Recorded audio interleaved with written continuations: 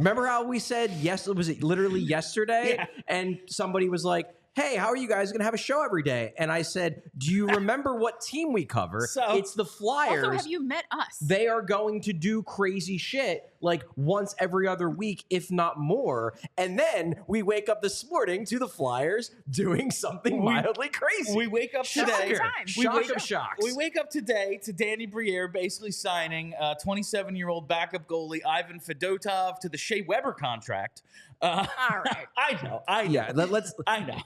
Based on the reaction on Twitter, it seemed like it might as well have been the Shea Weber contract because people were ticked off. It is 2 years, $3.25 million average annual value. When I saw it, I was just like, oh no, the reporting has just got screwed up along the way here. Maybe this broke from a Russian source and they missed up total and AAV. All right. No. It's 3.25 per year for 2 years to Ivan Fedotov. He's making more by my count than 11 guys on the roster. Which again, like you said this on the way up in the elevator, and it's like, well, yeah, a lot of the guys on the roster are on entry level contracts. They're not allowed to get paid that much. I mean, are they? Are there that many guys? It speaks to the youth movement, Bill. I mean, he's making more. Is the youth movement meaning Scott Lawton, Noah Cates, Garnet Hathaway? Well, those Morgan are guys that aren't that Frost? good. Like he's Fedotov might not be that good either. I guess we'll see. So here's He was my real good in Russia. before we get into the weeds of the Fedotov contract, I want to ask both of you this question because this to me, I think there is a statistical case, and I'll be breaking this down in an article I will have coming out in a few hours on allphly.com for diehards only, so keep an eye out sign for up, that. cheapskates. I have a lot more coming on this that I'm not going to discuss necessarily on the show because I would very much like for you to join Hey, Die Hard Charlie. and learn Thank this you. stuff. But before we get into the weeds of why I do think you can make a very strong comparable case as to why this was an overpay, here's my question to both of you. Had Ivan Fedotov not played 3 games this year for the Flyers where he did not look particularly amazing, and then they announced this contract today as a, like, hey, they got Ivan Fedotov over here, shockingly, isn't that cool, without him having been seen by Flyers fans and posting an .811 save percentage, would you be mad? Is it just because he played 3 games when he never should have fucking played in the first place? Because that was always insane. Because he played 3 games and didn't do that great. Is that why your immediate reaction is, ugh? No, because I feel like that's the impression I get from most fans. They're like, how can you give a guy who sucked in 3 games that much money? It's like, but that was those games, like, you can't judge him on any of those games. Those games, I mean, for a number of reasons that we have been over, it was like 2 weeks of the show. Check the archives. That would be great if we started getting like some back numbers. Yeah. I doubt there's a whole lot of like never staying power for these daily shows. But anyway, those games were, I mean, yeah, that first one he came in, that was a ton of fun. And he was good. That was a great game. day. That was a tremendous day to be a Flyers fan. It was just cool. But you can't hold those games against him. Now, listen, he was in uniform. He's on the roster. He's part of the team. They needed him. He wasn't that good. But, like, come on. That's not really where and I don't think this is like, oh, fucking Danny Briere, got to get rid of him. Like, I don't think that's what this is. But I'm just looking at this like, could this money have been better allocated? Like, I would rather use this money on somehow being a middleman on another contract or something, like, to create more assets for this team in the future, because we're being told that this year doesn't matter again. Because, as we discussed when they told us at exit interviews, yeah, it's probably going to be Fedotov and Ersson. That's a huge risk. Like, if they both aren't that good, the season is down the tubes no matter what everyone else does. True. So if this year doesn't really matter, why don't we use that money for something that helps us in the future rather than a goalie who's going to play next year at 28 and might not be that good? Yeah, but I guess their argument is that this is in large part a future, and I know he's older, but he's when not. goalies are good, they're good. that They're old. good for fucking. They're ever. going to be good for a bit. Yeah. They view this as an investment in trying to figure out who could be a long-term goalie solution. That's so in their minds, actually, this is an investment in, like, this is very much in line with the rebuild, because they're looking at it as, we have 3 goalies who we're hoping that one of those 3 could be the guy. Sam Ersson, Ivan Fedotov, and Alexei Kolosov.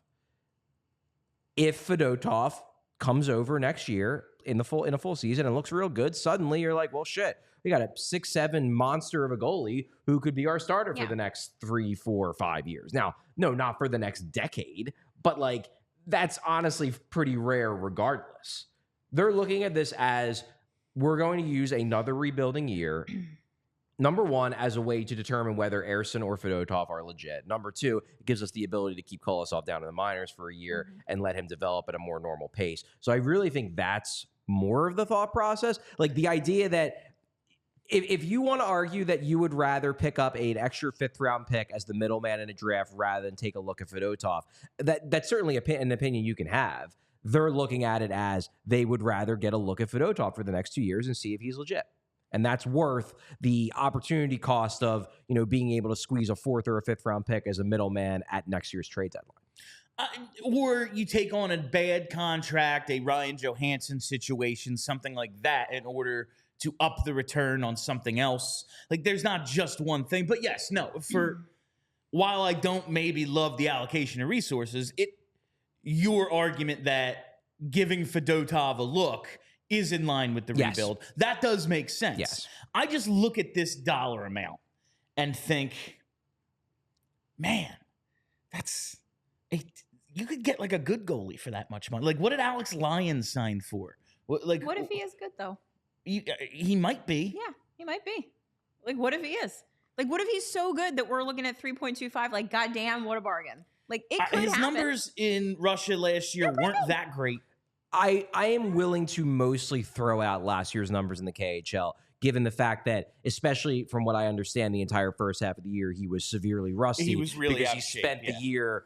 I don't think he was out of In shape. He was in the Siberia. military, so he's probably in pretty damn good shape. But he was out of hockey. He wasn't in hockey goalie shape. Yes. I'm sure the Russian military, you're in pretty fucking good shape. You would think, right? Or they just pump you full of something so you feel like you're in great shape. Yeah. But my understanding is he was very rusty in the Yes. first half of the year. So I'm willing to mostly dismiss the numbers he had last season. And they say in the he came KHL. along in the second half. Exactly. I just don't know if I love. And this is such a unique situation. Maybe you can't be like, well, then what happens when? Well, like, yeah, when we have some guy that we thought we lost for nothing because he had to go to the Russian military, and then we end up getting him. Like, there's no comparable for this. So I guess maybe you can't go, well, when Danny's negotiating with Morgan Frost in a year, what does that look like? Well, different.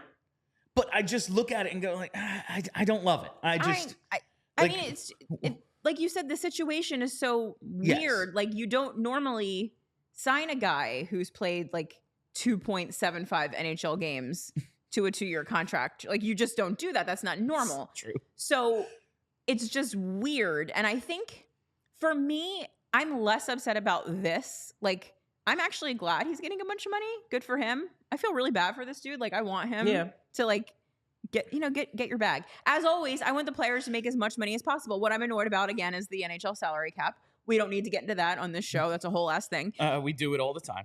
But like, really, that's what I'm pissed off about. I'm pissed off that I have to consider that this guy's making $3 million a season and how it impacts the team in 2 years because of this nonsensical, ridiculous salary cap that exists only to keep owners rich. The salary cap exists for 2 reasons. One is to suppress salaries, and the second, intangible, put fans up against players, because fans would love players, right? Yeah. Yes. Like, but when the guy wants his money, suddenly all of a sudden you're on the owner's side because it hurts the team. You're greedy, right? Exactly. Like, it exists for 2 reasons: one tangible, one intangible. This is one of those intangibles. I never heard it articulated that way, but you're 100% right. That's because exactly it what absolutely turns fans into like fucking shills for rich people. For extremely rich. Obviously, players are wealthy too. I spend more time on Cap Friendly than maybe any other website. I don't wanna be there on the ever. internet. I don't want to look at it. Like, it's one of the most useful tools in covering the sport. No, you're absolutely right that like we should not be happy when a player takes less money than he's worth. But it helps the thing you like. It helps the team win, so therefore it's great. So in reality, you are cheering for owners to win out on a negotiation with players, when in reality, the players are way more worth cheering for. They're the ones doing it. Given they're the ones actually doing the thing. The owners are the dudes sitting up in the box doing absolutely nothing, chomping on popcorn. They, in fact, do that hockey. They do that hockey. Now, what I will say about this is, and it's something I said to you on the elevator on the way up here, I am happy when a guy gets his money. Because, again, especially this fucking dude, like, Jesus, what has he been through? Yeah. That is not an emotion the Vegas Golden Knights operate with. It would be like, oh, you want 6? Do you know what we can get for 6? You know? Not you. Someone considerably better. And I just feel like to be great, you have to have a little bit more cutthroatness than this move indicates. But again, this move in a like, it's so different than almost any other conceivable situation. So here is the details that I have been able to gather, and obviously I'll go into a lot more detail about this in the article. Sign up to be a PHLY in allphly.com in probably a few hours. Hopefully I'll be able to get it done in time. My understanding of the situation is that Ivan Fedotov, the bones of this extension were agreed to before he left Russia. He would not have come over if the Flyers were not willing to more or less handshake agreement and extension. Like, he was not going to go through all the bullshit and get out of his contract, basically cancel the final year of a deal with a really good KHL team just to play 3 games, really 2.5, because actually more like 2, because the 2 of them were in relief. 1 was a start. He wasn't going to do all that to come over to play 3 games and then go back to Russia and re-sign with another team. He was only going to come over if he was confident that they were close enough on an extension after the entry-level contract expired, which it does on July 1st. He was only going to come over if he was pretty sure they were going to agree to an extension that was okay with him. My understanding of what happened was that basically Fedotov's camp told the Flyers, look, he's making in USD money about $3 million to play goalie in Russia. If you want him over, he is not going to take a pay cut to come over. So the choice was not like negotiate better with Fedotov, so this is on Danny. The choice was either if you want to give Ivan Fedotov an extended look at the NHL level and find out what at long last you actually have in him, this is what you are going to have to pay him. Now, is it an overpay in comparison to comparable NHL goalies?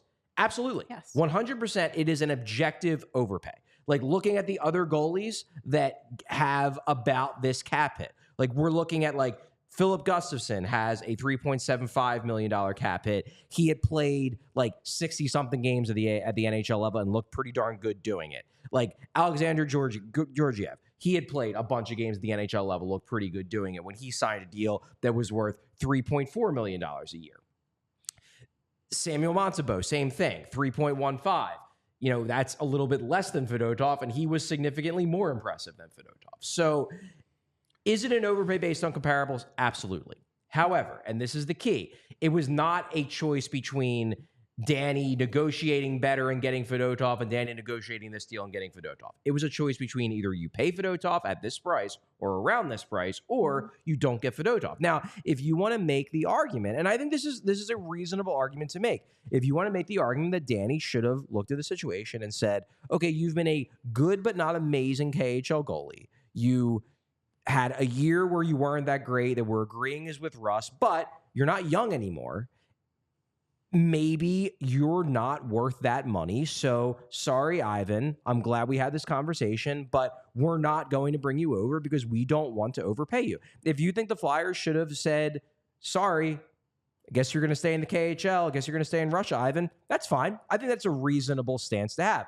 But if you wanted the Flyers to have any real look at Fedotov and to see what he is, this is what he was going to cost. Like, that's just the reality of the situation.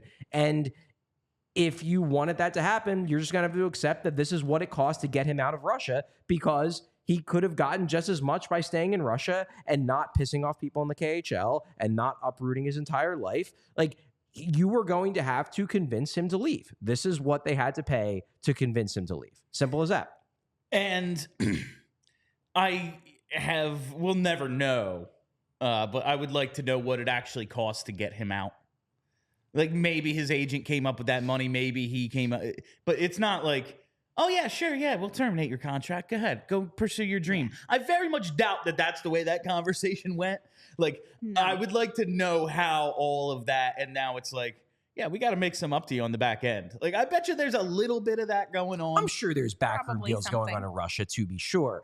It's just, I don't know. If you would have been fine walking away because you were that focused on salary cap value over a 2-year period when the Flyers aren't even going to be competing anyway because you just don't want to lose contract negotiations.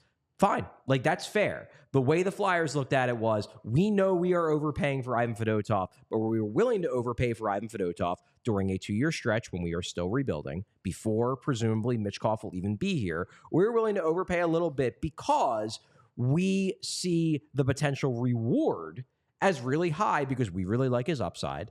We want to see what we have in him. And we think that, this could end up being a total bust. He could just stink and you have a too big contract on your books for 2 years. He could also plausibly be really good, and they think that's a possibility, and he might play like a $7 million a year goalie, and then it's a bargain even if you lost the initial negotiation because that was the only way to get him out of Russia in the first place. I want my Ilya Sorokin, and maybe this is him. I guess we we'll gotta find see. out. Yeah. It could possibly be. Where they are in their timeline, it's not bad that they overpay one guy. Like, yeah, all right, you can live with it. It was a pretty Because unique situation. It's such a unique situation, and where they are, like, yeah, this year and probably next year, not going to matter too much. We're not going to be trying to, oh man, we could have had Leon Draisaitl, but we're overpaid. Like, I doubt that's where they're going to be, So it's not the biggest deal. I just would love to know if you could call his bluff. One, can you even go back? Like, you can go back? Because he's a UFA. Well, he hadn't even left yet when they made this. I'm pretty sure they agreed on something to this close to prior. something. Yeah, that he would not have even gotten on the plane. Okay. Yeah. Like, this was not, and can you imagine like the bad blood that would have been created, not just for Fedotov, Yeah, but we for can't- potentially Mitchkov. I was gonna say. if you promise, if you say to Fedotov in the midst of negotiations while he's still in Russia, yeah, we'll give you about $3 million a year, comes over, plays 3 games, and then you're like, nah, you look like shit in those 3 games. Sorry. Take it or leave it. It's $2 million a year. Then he gets pissed off and leaves and tells everybody in Russia the Flyers aren't to be trusted. No, we are playing very delicately with the entire nation of Russia for the next few years. That's like, if in this hypothetical, Kevin Hayes did have his fingerprints all over the situation. Absolutely. That is like international intrigue, Kevin Hayes. Yeah. Oh my God. Oh man, that would have been a lot of fun. I would like to know, like, say he wants to stay. I would like to know what he could have possibly got on the open market when I see Anthony Stolarz at 1.1. But Anthony it's Stolarz a guy. crazy. And he's also getting these Stolarz is Yes. going to get a He's lot a more. He's going this to get a offseason. considerable raise this offseason. I just understand the uniqueness of this situation. But ultimately, do I love this contract? No. I understand why they did it. But I hope that it remains a singular event. Just remember, you're not mad at the contract. You're mad at the salary cap. Yeah. That's what's important here. Listen, I get, I'm the GM. That's part of the GM's job. I know. I want this, if this is a singular event because of the uniqueness of the situation, you can live with that. That's fine. We'll get to see this guy for 2 years, figure out if he can play or not. I don't want this carrying over to other negotiations where it's like, well, we really like Travis Konecny, so we're going to give him 9. Are you? I don't think this was ever a situation where they had the kind of leverage to play hardball. It was basically, if you want Fedotov, this is what it's going to cost. If you don't want to pay that, that's cool, but we're just going to stay in Russia. Yeah. They decided they wanted Fedotov, so they paid it. That's really what it boils down to. And again, if you are the kind of person who is so laser focused on never losing a contract negotiation, then you can reasonably say this was a stupid contract. You should have just let him stay in Russia because maybe you don't think he's that good anyway. Fair. The Flyers wanted to see what they had in Fedotov, so they were willing to pay a bit more to see what they have in Fedotov. And no one knows if they lost this yet. It's impossible to know. No, if he is sick, if he is a lights out goaltender on a nightly basis next season, no one's talking about this contract being a loss. So, like, why don't we just chill and wait and see if he lost or not? We all silly like the mayor.